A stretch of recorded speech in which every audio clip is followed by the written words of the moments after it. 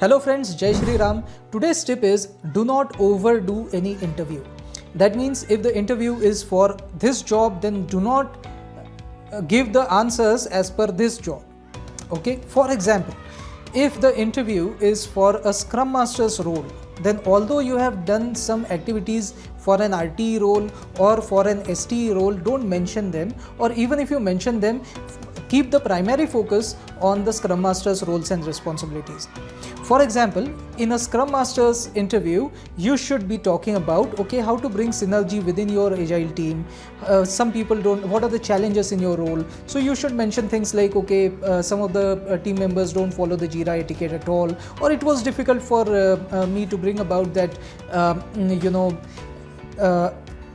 that culture in the team, that they should be giving the proper estimates, or maybe they should be following the Jira etiquette, they should burn down the task regularly. That kind of small little things you should mention, which are at the level of Scrum Master. You should mention only those.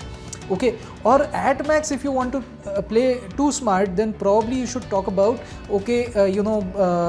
in safe environment, synchronization across the teams is bit of a challenge. Although during the PI planning we sometimes say that my story is going to depend upon some other team's story, and that team has promised to complete that story within that sprint. Many a times they don't keep the promise, so I keep escalating it from time to time. Then what is the solution that you took? Okay, so I keep escalating it from time to time in the SOS meetings. I always enter an SOS meeting with an agenda. That kind of things you should mention.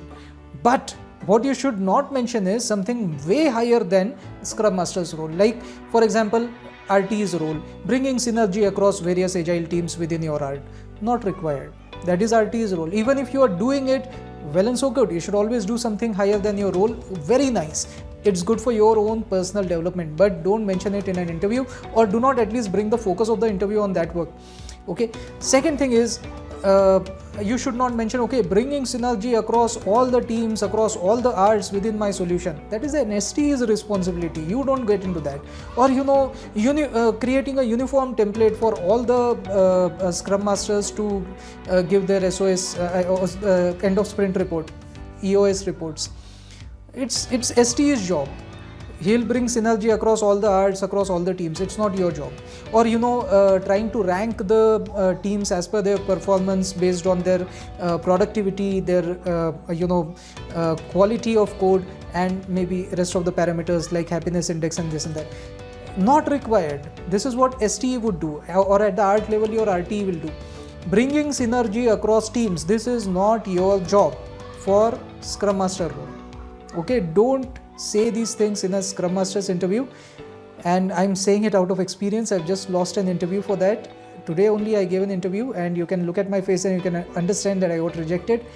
It feels even worse if you got rejected in spite of knowing things, So I hope I paid attention towards this thing, that the job description is only for the Scrum Master's role. I should have stuck to that role.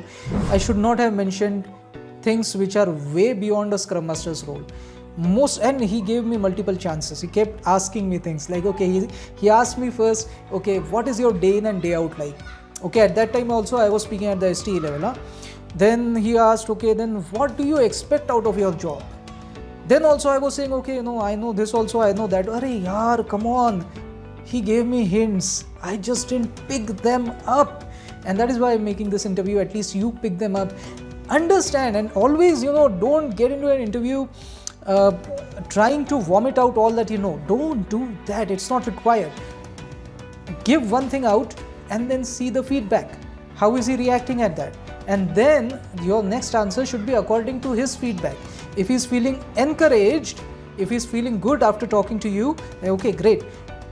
If he's feeling that, if he's feeling overwhelmed by your own answers, stop overwhelming the person. He'll reject you for being overqualified. I'll also give you another angle to this. See, suppose I'm giving an interview, or suppose I'm taking an interview for a fellow Scrum Master. I'm one Scrum Master, I'm taking an interview for another Scrum Master. And if that guy starts talking about, program managers level, I have done finance also, I have, built the projects also, I know costs also, I know everything, I know budgeting, I know this and that. I'll start feeling discouraged. I'll start feeling, if I hire him as my peer, he will soon become my boss here. I don't like that. Nobody likes that.